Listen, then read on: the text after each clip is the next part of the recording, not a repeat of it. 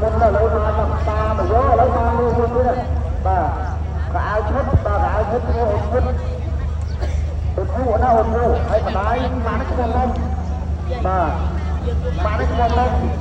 mà một mươi của tôi lên đây bên đi một trăm mấy đồng lên rồi bà lấy ôn nhu này ôn nhu nó mà đo lên ca